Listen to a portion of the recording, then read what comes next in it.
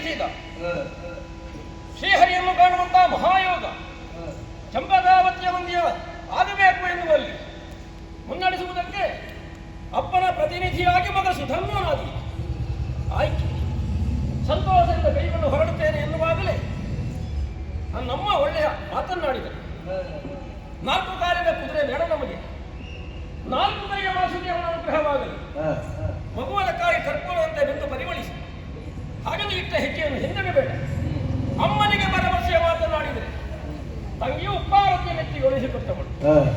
ಸತಿಯಲ್ಲಿ ಪೂರ್ಣವಾದ ಒಪ್ಪಿಗೆಯನ್ನು ಪಡೆಯದೆ ಹೋದರೆ ಕಾರ್ಯ ಸಫಲವಾಗದು ಎನ್ನುವುದಕ್ಕಾಗಿ ಸತಿ ಪ್ರಭಾವತಿಯಲ್ಲಿ ಹೋದರೆ ಪುತ್ರೇಚ್ಛೆಯುಳ್ಳವಳಾಗಿ ಧರ್ಮದ ಹಗ್ಗದಿಂದ ಬಂಧಿಸಿದಾಗ ಅವಳನ್ನೊಡಗೂಡಿ ಹೊರಡುತ್ತೇನೆ ಎನ್ನುವಲ್ಲಿಯೇ ನಮ್ಮಯ್ಯ ಮಗ ಹಿಂದುಳಿದ ಎನ್ನುವ ಕಾರಣಕ್ಕಾಗಿ ಆಳುಗಳ ಮೂಲಕವಾಗಿ ಕಟ್ಟಿ ಸಭೆಗೆ ಸೆಳೆಯುತ್ತಿರಿಸಿ ಪ್ರಾಮಾಣಿಕವಾಗಿ ನಿರ್ದಿಷ್ಟವಾದ ವಿಷಯವನ್ನು ಹಾಡಿದೆ ಅಂತಾದರೆ ಶಾಸನ ಮಾಡುವ ಕಾಲಕ್ಕೆ ಏನನ್ನು ಹೇಳಿದ್ದಿಲ್ಲ ಎನ್ನುವಲ್ಲಿಗೆ ತತ್ತದೇವದ ಕಟಾಹಕ್ಕೆ ಮಗನನ್ನು ಹಾಕಬೇಕು.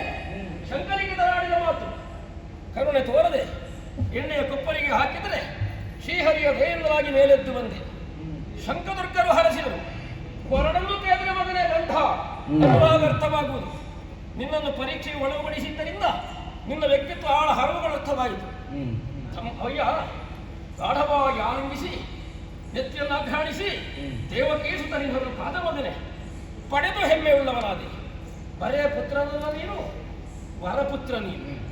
ನನ್ನ ಅನುಗ್ರಹವನ್ನು ಶ್ರೀಕೃಷ್ಣ ಮಾಡುವುದಕ್ಕೆ ಕರಡೀಕರ್ತನಾಗುವ ಪನ್ನೀರ ಅಭಿಷೇಕವನ್ನು ಗೈದು ಉತ್ತಮಸನ ಧಾರಣೆಯನ್ನು ಮಾಡಿಸಿ ಹೋಗು ವಿಜಯ ಸಾಧಿಸು ಎನ್ನುವ ಹಾಗೆ ನಮ್ಮಯ್ಯ ಆಡಿತು. ಕ್ಷಣಕ್ಕೆ ಬಪ್ಪಯ್ಯನ ಕಾಲಿಗಡ್ಡ ಬಿದ್ದು ಅವರಿಂದ ಹರಕೆಯನ್ನು ಕೈಗೊಂಡೆ. ಗುರುಶಂಕರಿಗೆ ತರಬೇಕಾದಂತ ಹಿತೋಕ್ತಿಯನ್ನಾಡಿತು. ಒಂದರ ಕ್ಷಣದಲ್ಲಿ ಮಾಡುವುದಲ್ಲ, ವಿಜೃಂಭಣೆಗಾಗಿ ಬೇಕಾದ ಆಯುಧವನ್ನು ಧರಿಸಿಕೊಂಡು ಮಿತವಾದಂತಹ ಸೇನೆಯನ್ನು ಸೇರಿಕೊಂಡು ಯುದ್ಧರಂಗದತ್ತ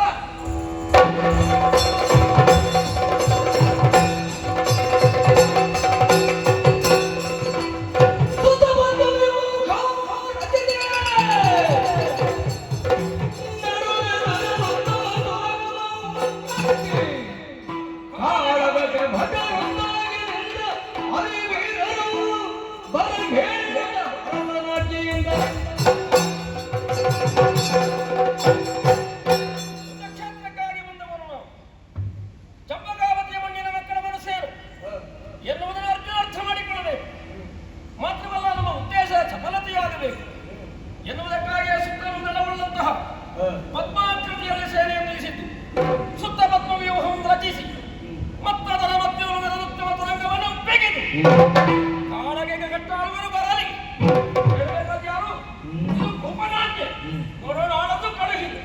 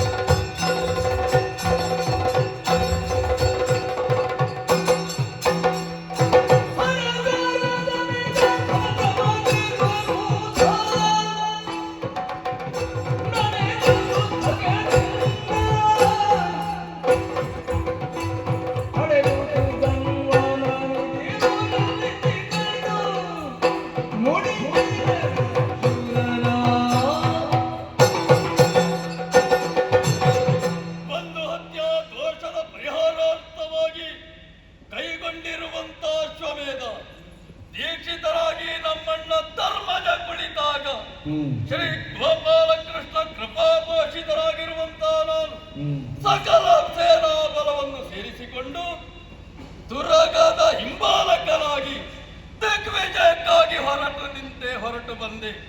ಬರುವ ಕಾಲದಲ್ಲಿ ಮಹಿಷ್ಮತಿಯ ಅರಸರಾಗಿರುವಂತಹ ನೀಲಧ್ವಜರ ಮಕ್ಕಳು ವೀರ ಪ್ರವೀರರು ದುರಗವನ್ನು ಬಂಧಿಸಿದರು, ಕಾಳಗವನ್ನೇ ನೀಡಿದರು.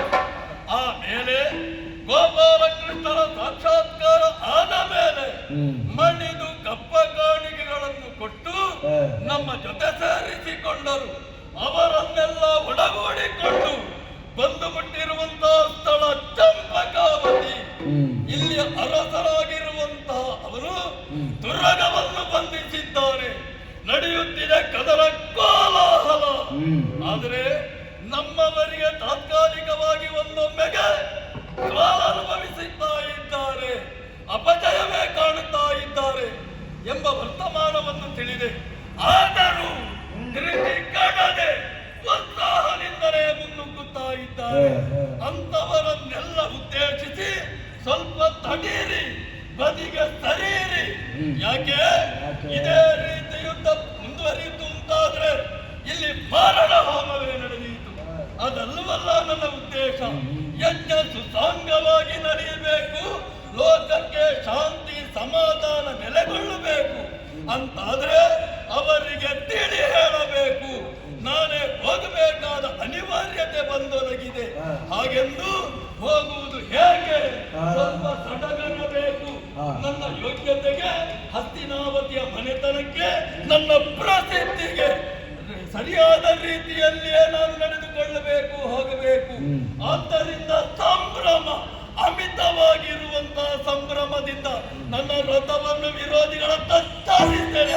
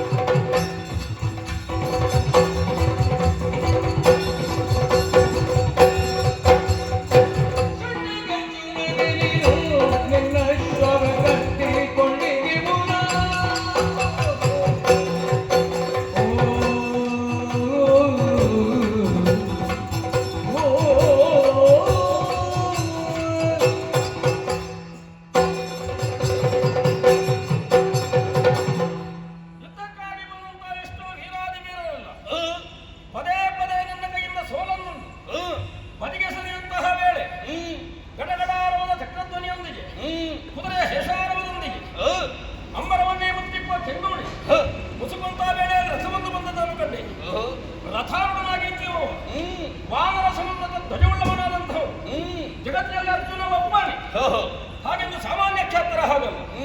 ತಲೆಯಲ್ಲಿ ಅನೇಕ ನೂತನ ಸೃಷ್ಟಿಗಳನ್ನು ಮಾಡಿದವ. ಅಮ್ಮನಾಸೆಯ ಎದುರುವಹಿಗೆ ಸುರಗಜವನ್ನು ಕೆಳಗಿಳಿಸಿದವ. ಯುದ್ಧ ಮಧ್ಯದಲ್ಲಿ ಕೊಳವನ್ನು ನಿರ್ಮಿಸಿ ಕುದುರೆಗಳಿಗೆ ನೀರನ್ನು ಕೊಡಿಸಿದವ. ಮೇಲಿಂದ ಬೀರುವಂತಹ ಮಳೆಗೆ ಬಾಣದ ಚಪ್ಪರವನ್ನು ಹಾಕಿದವ. ಕಾಲಕ್ಕೆ ವಿವಾದಗಳನ್ನು ವಧಿಸಿದವ.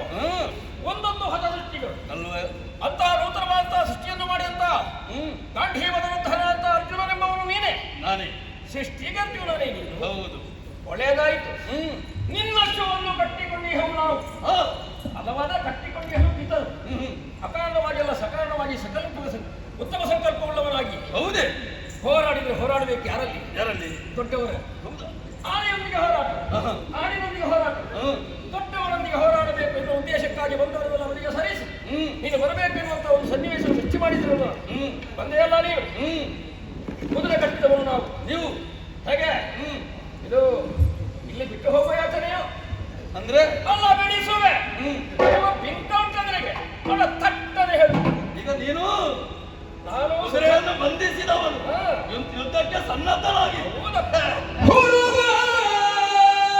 ನೀನು ನಿನ್ನ ಬೆಡಗಿನ ನುಡಿಯ ಬೆಡಗಿನ ನುಡಿಯ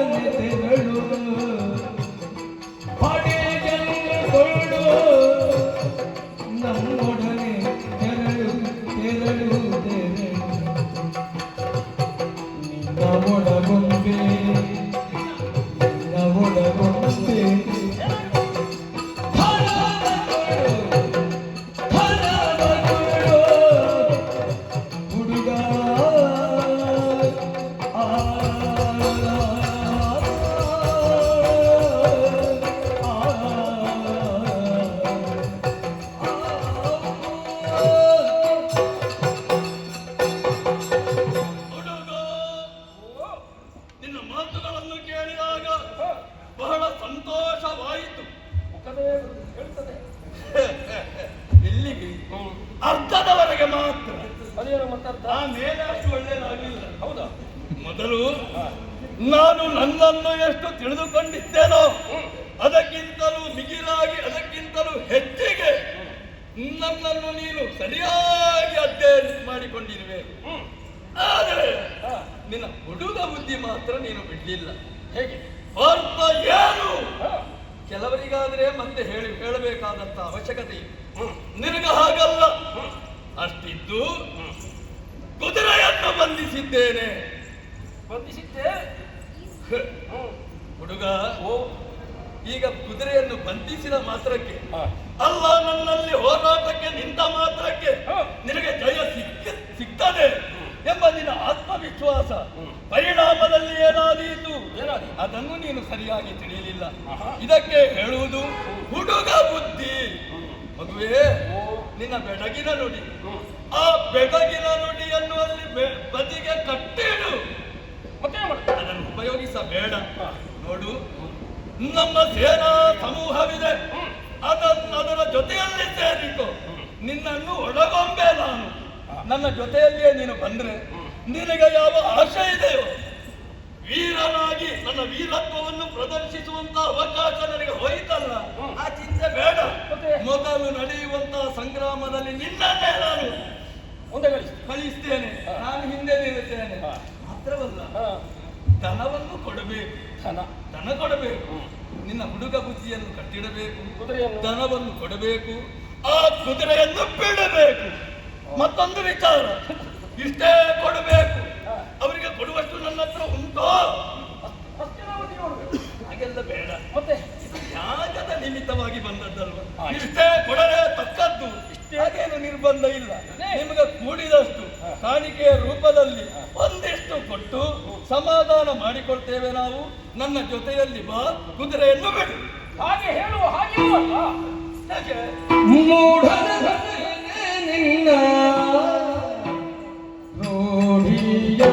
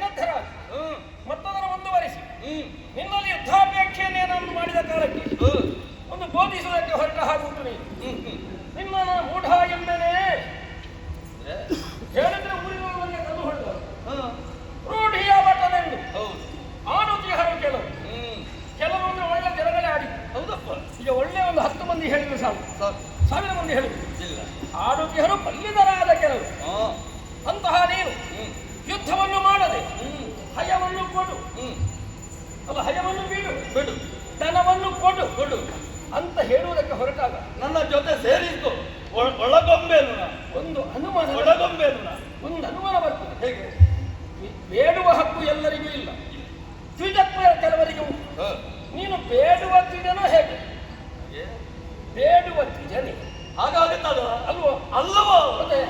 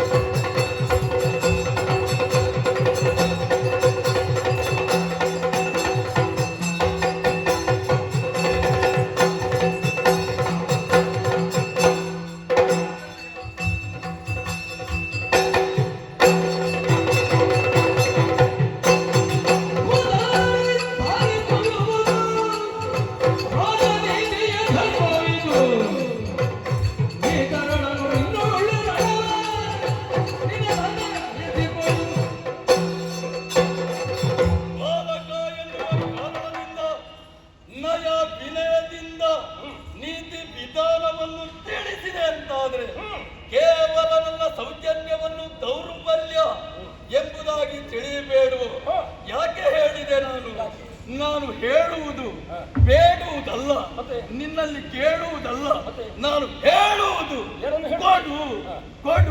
ಕೊಡದೆ ಇದ್ರೇನಾಗುತ್ತದೆ? ನೇರವಾಗಿ ಸಂಗ್ರಾಮದಲ್ಲಿ ನಿನ್ನ ವಧೆ ಆಯಿತು ಅಂತಾದ್ರೆ ಕೆಟ್ಟ ಹೆಸರು ಎಷ್ಟು ಸಂಪಾದನೆ ಮಾಡಿಕೊಂಡಿದ್ದೇನೆ ನಾನು.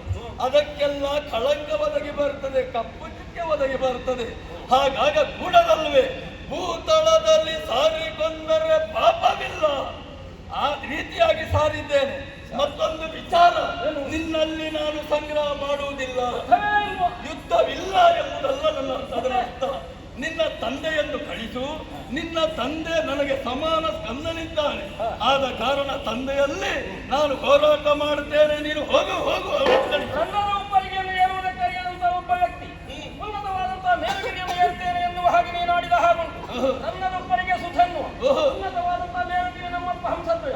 ಈ ಉಪ್ಪರಿಗೆ ನನ್ನ ಕಾಲ್ಮೆಟ್ಟಿ ಏರಿ ನೋಡು. ಅದಕ್ಕಿಂತಲೂ ಮೇಲೆ ಇದ್ದ ಎಲ್ಲಿದ್ದಾನೆ ನಿನ್ನ ಅಪ್ಪನಿಗಿಂತಲೂ ಮೇಲೆ ನಾನು ಎಂಬುದನ್ನು ತೋರಿಸಿಕೊಡುವುದಕ್ಕಾಗಿ ಬಂದಿದ್ದೇನೆ.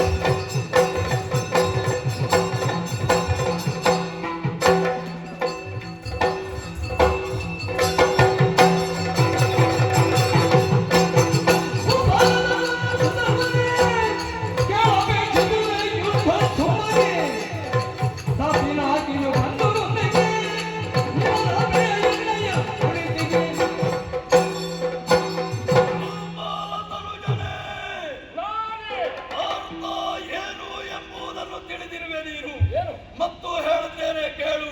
ಹರನೊಡನೆ ಹೋರಾಟ ಮಾಡಿ ಬೇಕಾಗಿರುವಂತಹ ಶಸ್ತ್ರಗಳನ್ನು ಸಂಪಾದನೆ ಮಾಡಿಕೊಂಡಿರುವಂತಹ ಈ ಭಾರತ ಜಯದ್ರಥರನ್ನು ರಣಕ್ಷೇತ್ರದಲ್ಲಿ ಬಡುಗಿದ ಭಾರತ ಭೀಷ್ಮ ದ್ರೋಣರನ್ನೇ ಇಲ್ಲದ ಹಾಗೆ ಮಾಡಿದಂತಹ ರಣ ವಿಕ್ರಮಿ ತ್ರೈಲೋಕ ವಿಜಯ್ ನನ್ನನ್ನು ವಿರೋಧಿಸುವುದಕ್ಕೆ ಪಿನಾಕಿಯೇ ಬಂದರು ಲೆಕ್ಕಿಸಲಾರೆ.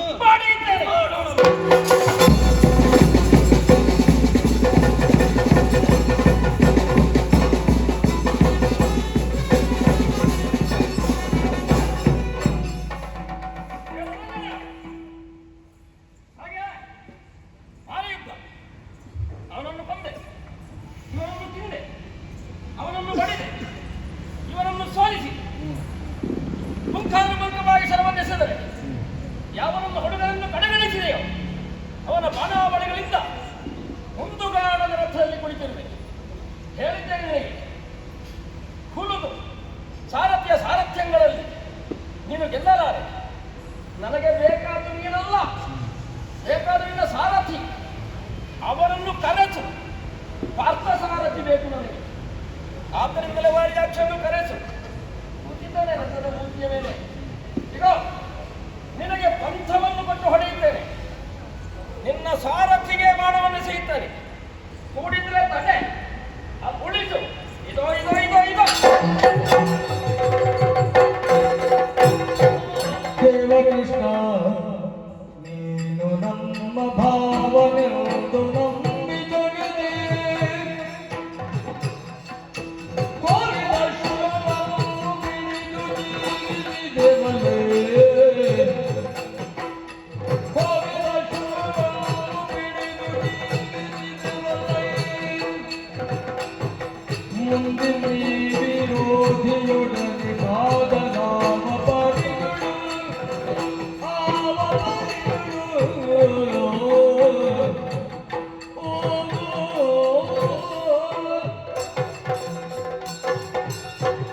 ನನ್ನ ಕನ್ನ ಮುಕುಂದ ವೇಣುಗೋಪಾಲ ಶ್ರೀ ಗೋಪಾಲ ಕೃಷ್ಣ ಸ್ವಾಮಿ, ನೀನು ನಮ್ಮ ಭಾವ ಎಂದು ತಿಳಿದು ಯಜ್ಞಾಶ್ವದ ಹಿಂಬಾಲಕನಾಗಿ ಬಂದೆ ಸ್ವಾಮಿ.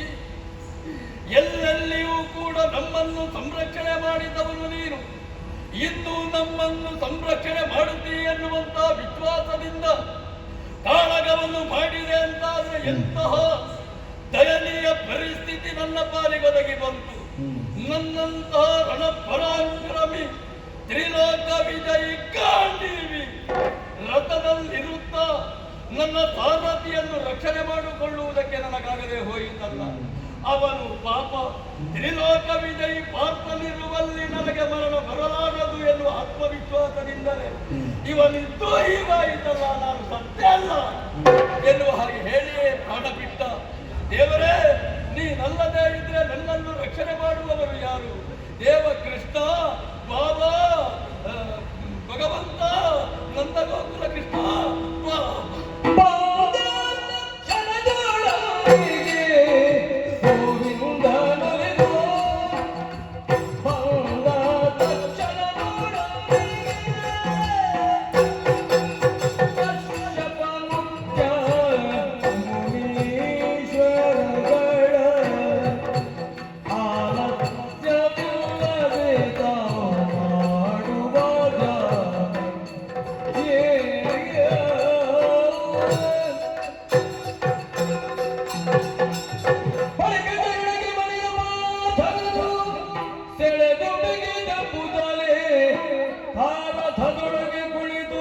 ಅಶ್ವಗಳ ಬಾಧೆಯ ಕೊಂಡನ ಹರಿಯೋ ಭಗವಂತ. ಹಸ್ತಿನಾಪುರದಲ್ಲಿನ ಅಗ್ರಜ ಯಾಗ ದೀಕ್ಷಿತನಾದ ಸಂದರ್ಭದಲ್ಲಿ ಅವನ ಸಹಯೋಗದಲ್ಲಿ ಇದ್ದವನು ನಾನು. ಆ ಕಾಲಕ್ಕೆ ನೀನನ್ನು ಸ್ಮರಿಸಿದೆ ಎನ್ನುವ ಹಾಗೆ ನನ್ನ ಮನಸ್ಸಿಗೆ ಅನಿಸಿದ ಕಾಲಕ್ಕೆ ಯಾಗ ದೀಕ್ಷಿತನಾದ ಅಣ್ಣನನ್ನು ಅಲ್ಲಿಯೇ ಬಿಟ್ಟು ಗರುಡ ವಾಹನನಾಗಿ ನೇರವಾಗಿ ಇಲ್ಲಿಗೆ ಬಂದೆ. ಇಲ್ಲಿಗೆ ಬಂದಂತಹ ಸಂದರ್ಭದಲ್ಲಿ ಇನ್ನನ್ನು ಗಮನಿಸಿದರೆ ಏನಯ್ಯ ಇದು, ಎಲ್ಲವನ್ನು ಕಳಕೊಂಡು ನನ್ನನ್ನೇ ಸ್ಮರಿಸುತ್ತಾಗಿದೆ. ಹಾಗಾಗಿ ಈ ರೀತಿಯಾಗಿ ಆಗುವಲ್ಲಿ ಕಾರಣವೇನಯ್ಯ? ಚಂಪಕಾವತಿ ಸುಧರ್ವ ನಾಮಕ ಹಂಸಧ್ವಜನ ಮಗ ಈ ಸ್ಥಿತಿಗೆ ಮುಟ್ಟಿಸಿದ್ದಾನೆ ದೇವರೇ. ನನಗೆ ಅಪಜಯ, ಸಾರಥಿಯನ್ನು ಕೊಂದಿದ್ದಾನೆ. ಇದಕ್ಕಿಂತ ಅಪಮಾನ ನಿನ್ನ ಭಾವನೆಗೆ ಬೇಡ. ಅಪಮಾನ ಎನ್ನುವ ಹಾಗೆ ಭಾವಿಸಬೇಡ, ಸಾರಥಿ ಇಲ್ಲ ಎನ್ನುವ ಹಾಗೆ ಚಿಂತೆ ಮಾಡಬೇಡ. ಯಾರನ್ನು ಮಾಡುವುದು? ನೀನು ರಥವನ್ನು ಏರು, ಸಾರಥಿಯಾಗಿ ನಾನೇ ಮುಂದುವರಿದ್ದೇನೆ.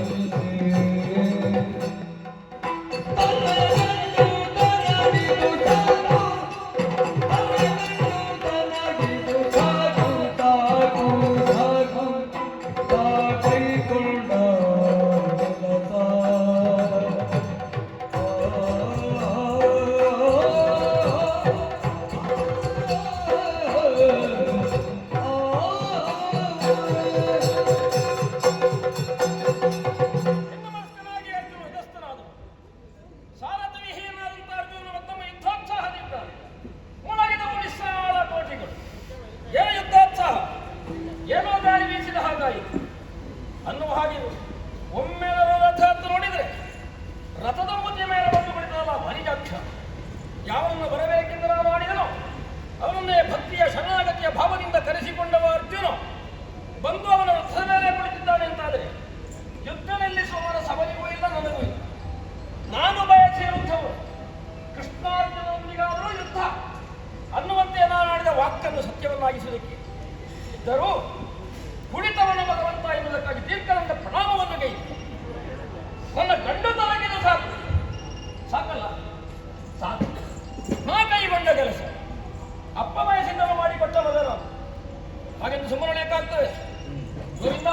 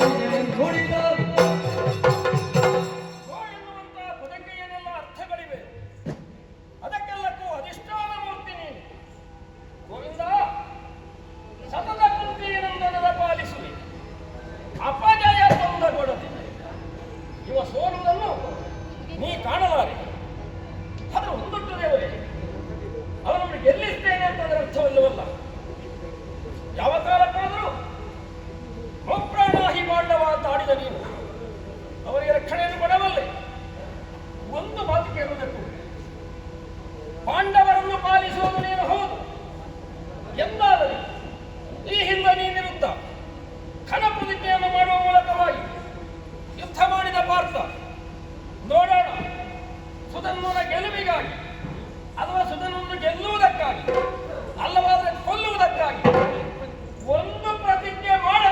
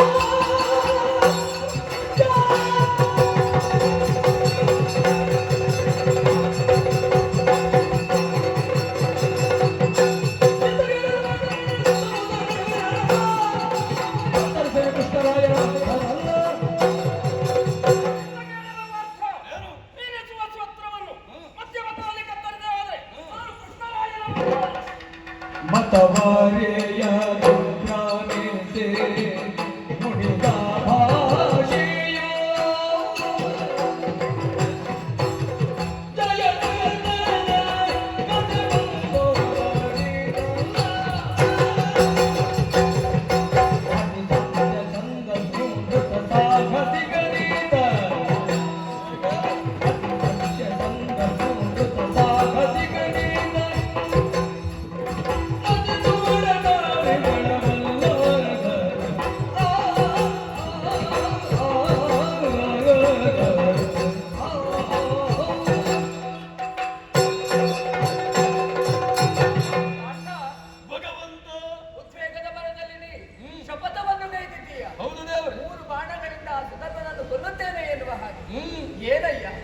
ಯಾರನ್ನು ನಂಬಿಕೊಂಡು ಈ ರೀತಿಯಾದಂತಹ ಶಪಥವನ್ನು ಭಗವಂತ ಏನು ನೀನಿಲ್ವೇ ನನ್ನ ರಕ್ಷಣೆ? ನಾನಿದ್ದೇನೆ. ಹಾಗಂತ ನಾ ಕೊಲ್ಲಬಹುದು ಯಾರನ್ನು? ದುಷ್ಟರನ್ನು, ಅಧಮರನ್ನು, ನೀತಿ ತಪ್ಪಿದವರನ್ನು ಕೊಲ್ಲಬಹುದು. ಆದರೆ ಇವನನ್ನು ಒಂದು ಕೊರತೆಯನ್ನು ಹುಡುಕಿ ಹೇಳು ನನಗೆ. ಒಂದೂ ಇಲ್ಲ. ಈತ ಪರಮ ವೈಷ್ಣವನಿದ್ದಾನೆ, ಹರಿಭಕ್ತನಿದ್ದಾನೆ. ಮಾತ್ರವಲ್ಲ, ತನ್ನ ಸ್ವಾರ್ಥಕ್ಕಾಗಿ ಈತ ಬದುಕುತ್ತಿಲ್ಲ, ಪರರಿಗಾಗಿಯೇ ಬದುಕುತ್ತಾ ಇದ್ದಾನೆ. ಅಷ್ಟು ಹೇಳಬೇಕಂತಾದ್ರೆ ಸತ್ಯವಂತನಿದ್ದಾನೆ, ನಿಷ್ಠವಂತನಿದ್ದಾನೆ, ನೀತಿವಂತನಿದ್ದಾನೆ. ಹೀಗಿರುತ್ತಾ ಇವನನ್ನು ಕೊಲ್ಲುವರೆ ನಾ ಹೇಗೆ ಮುಂದುವರಿಯಲಿ? ಈಗ ಈಗ ಶಪಥ ಹೇಗಾಯಿತು ಗೊತ್ತೇ ಇದು? ಹೇಗಾಯಿತು? ಅನ್ಯ ಚಿಂತೆಯ ನಲಿದು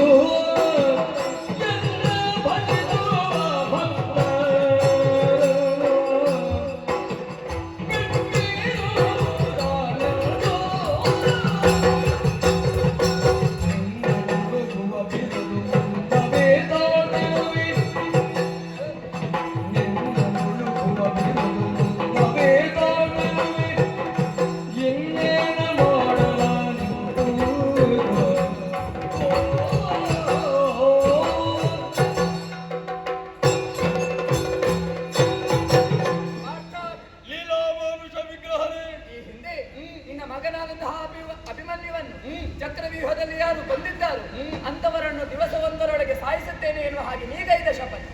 ಹಾಗಾಗಿ ಸೈಂಧವನನ್ನು ನೀ ಕೊಲ್ಲುವುದಕ್ಕೆ ಮುಂದಾದಾಗ ಸಿಗದೆ ಹೋದ ಸೈಂಧವ ಅಡಗಿ ಕುಳಿತುಕೊಂಡಿದ್ದ ಆ ಸಂದರ್ಭದಲ್ಲಿ, ಸೂರ್ಯನೇ ಮುಳುಗುತ್ತಿರುವಂತಹ ಸಂದರ್ಭ, ನಾನೊಂದು ಕಪಟ ನಾಟಕವನ್ನೆಲ್ಲ ಆಡಿದೆ. ಯಾಕೆ? ಆ ಸೈಂಧವ ದುಷ್ಟನಾಗಿದ್ದ, ಅವನನ್ನು ವಧಿಸುವ ಅನಿವಾರ್ಯತೆ ಇತ್ತು ಎನ್ನುವ ಹಾಗೆ.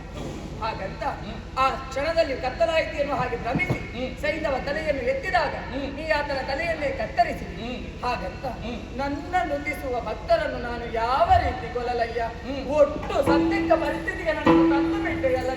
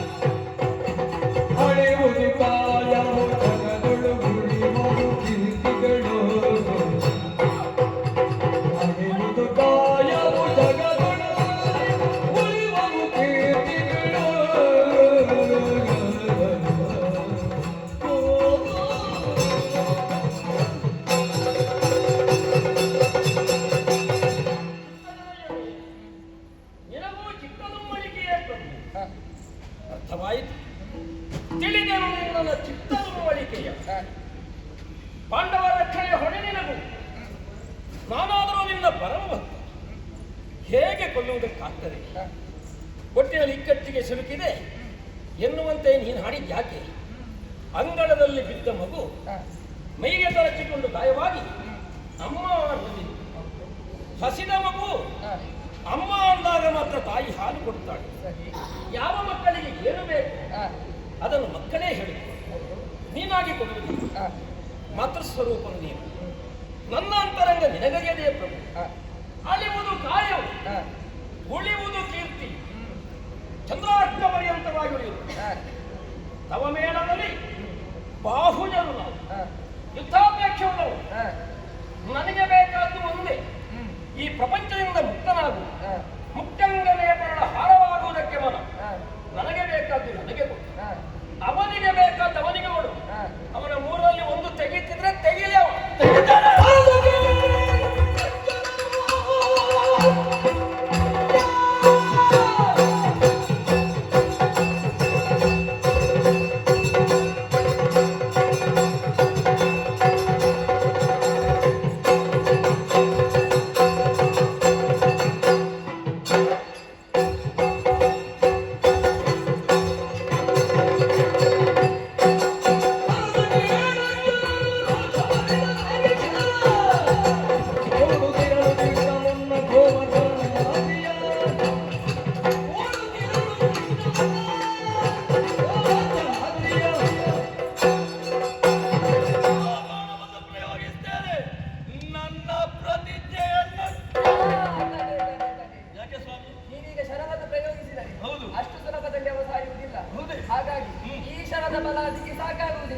ಅದಕ್ಕಾಗಿ ನಾನು ಗೋವರ್ಧನ ಗಿರಿಯನ್ನು ಎತ್ತಿದಂತಹ ಸಂದರ್ಭದಲ್ಲಿ ಅದರಲ್ಲಿ ಸಂಪಾದಿಸಿದ ಪುಣ್ಯಗಳ ಫಲಗಳನ್ನು ಇದಕ್ಕೆ ಅರ್ಪಿಸಿದ್ದೇನೆ.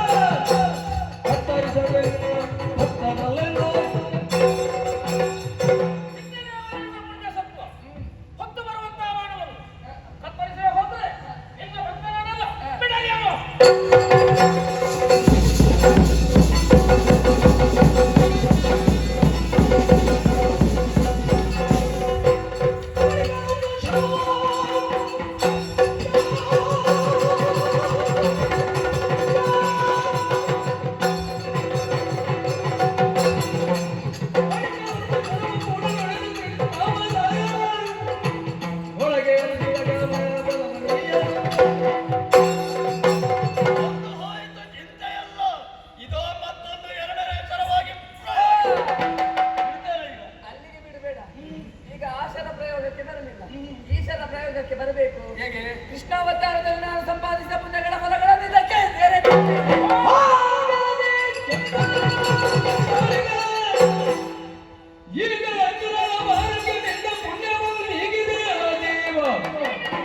ನೋಡುವ ದಿವ್ಯಾದ್ರವಂ ಕತ್ತರಿಸಿದ್ದರೆ ಊರಿಗೆ ಮದಿಟ್ಟನಂ ಹೋಗಿ ಕೊಂದವರ ದುಃಖಕ್ಕೆ ತಾಗಿ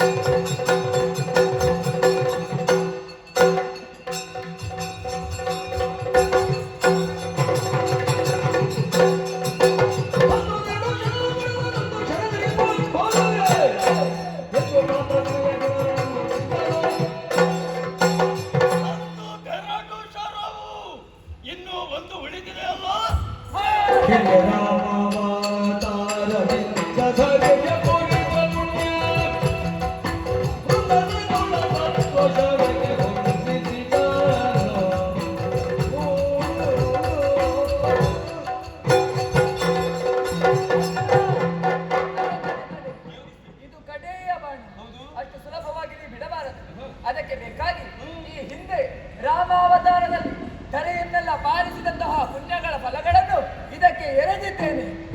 ಸಾಕಾಗದು, ಅಲ್ಲಿಗೆ ಸಾಕಾಗದು. ಮಾತ್ರವಲ್ಲ, ತ್ರಿಮೂರ್ತಿಗಳನ್ನು ಈ ಬಾಣಕ್ಕೆ ಆಹ್ವಾನಿಸಿದ್ದೇನೆ. ಇನ್ನು ತಡ ಮಾಡಬೇಡ. ಇಡಿ ಬಿಲ್ಲನ್ನು ಮೂಡು ಬಾಣವನ್ನು ಖಂಡವಿಲ್ಲದ ಪುಣ್ಯವನ್ನು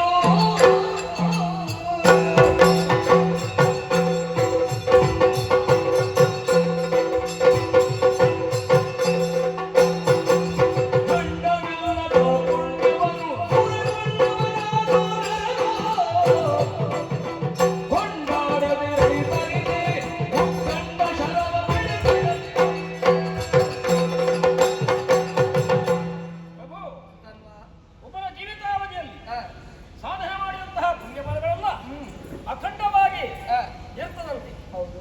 ಅದನ್ನು ಖಂಡವಾಗಿ ಮಾಡುವುದಕ್ಕೆ ಸಾಧ್ಯ ಇಲ್ಲ. ನಿನಗಾಗ್ತದೆ ಅಲ್ವೋ?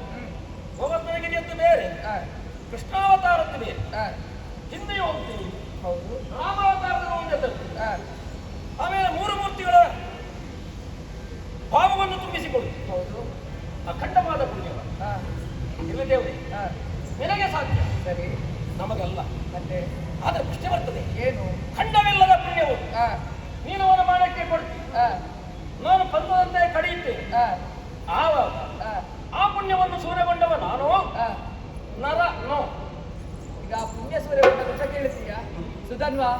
ಯಾವುದು ಎಲ್ಲಿಂದ ಬಂತು ಅದು ಅಲ್ಲಿಗೆ ಮರಳಿ ಹೋಗಿ ಸೇರುತ್ತದೆ. ಆಕಾಶದಿಂದ ಬಿದ್ದಂತಹ ನೀರುಗಳು ಹಲವು ವಿಧದಲ್ಲಿ ಹರಿದು ಹೋಗಿ ಸಾಗರ ಗರ್ಭವನ್ನು ಸೇರಿಕೊಳ್ಳುತ್ತದೆ. ಪುನರಪಿ ಆಕಾಶವನ್ನು ಸೇರುತ್ತದೆ. ಮೂಲದಿಂದ ಹೊರಟದ್ದು ಮೂಲಕ್ಕೆ ಹೋಗಿ ಸೇರುತ್ತದೆ.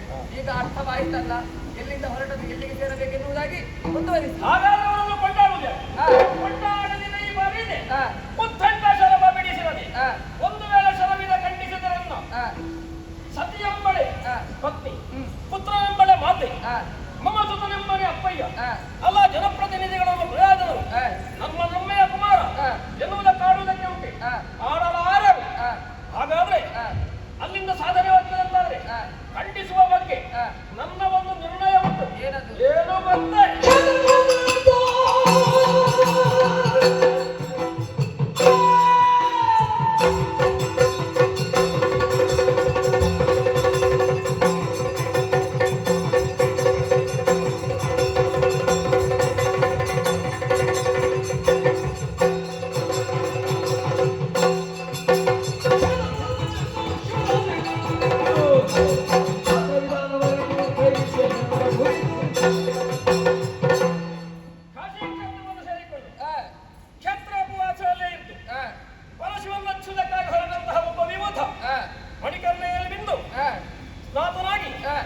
ಗರ್ಭಗುಡಿಯನ್ನು ಸೇರಿ ವಿಶ್ವೇಶ್ವರನ ಪೂಜೆಯನ್ನು ಮಾಡುತ್ತಿರುವ ಒಬ್ಬ ವಿಪ್ರನನ್ನು ಹೇಸದೆ ಎಡಗಾಲಿಂದ ಬಂದ ದೋಷಗಳು ನನಗೆ ತಟ್ಟಲಿ. ನೋಡೋಣ, ಮಾನ ಬರಲಿ.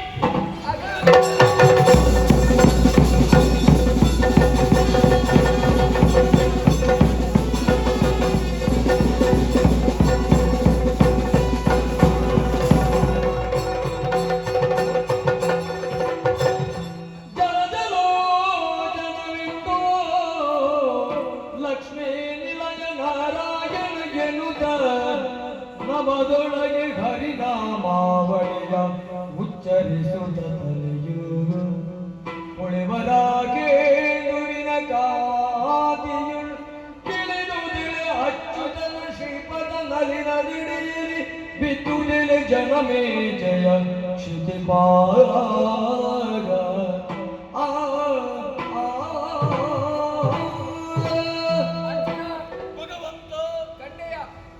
ಸುಧನ್ವನ ತಲೆಯನ್ನು ನೀ ಕತ್ತರಿಸಿದ ಕಾಲಕ್ಕೆ ಅದು ಉರುಳಿ ಉರುಳಿ ನನ್ನ ಪಾದವನ್ನು ಬಂದು ಸೇರಿತ್ತು. ಹರಿನಾಮೋಚ್ಚರಣೆಯನ್ನು ಮಾಡುವುದಕ್ಕೆ ಪ್ರಾರಂಭ ಮಾಡಿತು. ಹಾಗಂತ ಆ ತಲೆಯನ್ನು ಆತನ ತಂದೆಯ ಬಳಿಗೆ ಕಳುಹಿಸಿಕೊಟ್ಟಾಗ ಏನಾಯಿತೋ ಗೊತ್ತಿಲ್ಲ, ಮರಳಿ ನನ್ನ ಬಳಿಗೆ ಕಳುಹಿಸಿಕೊಟ್ಟ. ಹಾಗಾದ್ರೆ ಆ ತಲೆಯನ್ನು ಹಿಡಿದು ಅಂಬರ ಪಥಕ್ಕೆ ಎಸೆದಿ ಅಲ್ಲಿ ನೋಡಲ್ಲಿ ನಂದಿ ಹೋಗಿ ವೃಂದನ ಮಾಲೆಯ ಕೈಗೆತ್ತ. ಹಾಗಾದ್ರೆ ನಾನು ಸುಧನ್ವನಿ, ಸತ್ತವನು ಸುಧನ್ವನಿ, ಆತ ಹೋಗಿ ಸೇರಿದ್ದು ಸುಧನ್ವನಿಗೆ. ಹಾಗಾದ್ರೆ ಎಲ್ಲವೂ ಕೂಡ ಸುಖಾಂತರವಾಯಿತು. ನಮ್ಮದಾದಂತಹ ಯಜ್ಞಾರ್ಥ ಇನ್ನೂ ಮುಂದುವರಿಯಬೇಕು. ಮಾತ್ರವಲ್ಲ, ಈ ಪುಣ್ಯನಿಧಿಗಳು ಕೇವಲ ಇವ ಮಾತ್ರ ಅಲ್ಲ, ಈ ಹಿಂದೆಯೂ ಇದ್ದವರು ಅದೆಷ್ಟೋ ಕಷ್ಟಗಳನ್ನು ಅನುಭವಿಸಿ ಹರಿಪಾದವನ್ನು ಸೇರಿಕೊಂಡು ತಪಸ್ಸನ್ನಾಚರಿಸಿ ದೇವತೆಗಳಿಗೂ ನಿಲುಕದ ಸ್ಥಾನವನ್ನು ಪಡೆದುಕೊಂಡಂತಹ ಧ್ರುವನೊಬ್ಬ ಮಾತ್ರವಲ್ಲ, ಭಕ್ತನಾಗಿ ಮೆರೆದು ತಾನು ಅಹಂಕಾರವಿಲ್ಲದೆ ನಿಸ್ವಾರ್ಥ ಬದುಕಿ ತೋರಿಸಿದವನು ಅಂಬರೀಷನಾಗಿ ಮತ್ತೊಬ್ಬ. ಶಿವನನ್ನೇ ಭಜಿಸಿ ಅಲ್ಪಾಯುಷಿಯಾದರೂ ಚಿರಾಯು ಎನ್ನುವ ಹಾಗೆ ನಿಗಳ್ತಿಗೆ ಪಾತ್ರನಾದವ. ಈಗಲೂ ಕೂಡ 16 ವರ್ಷದ ಯುವಕನ ಹಾಗೆ ಕಾಣುವಂತಹ ಮಾರ್ಕಂಡೇಯನಿದ್ದಾನೆ. ಈತನೊಬ್ಬ ನನ್ನ ಭಕ್ತನಾಗಿರುವಂತಹ ಸುಧನ್ವ ಎಂಬರಿಗೆ ಧ್ರುವಚರಿತೆ, ಭಕ್ತ ಅಂಬರೀಷ, ಭಕ್ತ ಮಾರ್ಕಂಡೇಯ, ಭಕ್ತ ಸುಧನ್ವ ಎನ್ನುವಂತಹ ಈ ಪುಣ್ಯಕಥಾ ಭಾಗವನ್ನು ಯಾರು ಹಾಡಿದ್ದಾರೋ ಕೇಳಿದ್ದಾರೋ ನೋಡಿದ್ದಾರೋ ಕೇಳಿಸಿಕೊಂಡಿದ್ದಾರೋ ಅಂತವರಿಗೆ ನಾವು ನಂಬಿಕೊಂಡು ಬಂದಿರುವಂತಹ ಕಟೀಲು ಶ್ರೀ ದುರ್ಗಾಪರಮೇಶ್ವರಿ ಅಮ್ಮನವರು, ಮೇಳದಲ್ಲಿ ವಾಸವಾಗಿರುವಂತಹ ಮಹಾಗಣಪತಿ ದೇವರು, ಸ್ಥಳದಲ್ಲಿ ನೆಲೆನಿಂತಹ ಸಕಲ ದೈವ ದೇವರು ಆಯುಷ್ಯ, ಆರೋಗ್ಯ, ಸುಖ, ಶಾಂತಿ, ನೆಮ್ಮದಿಯನ್ನು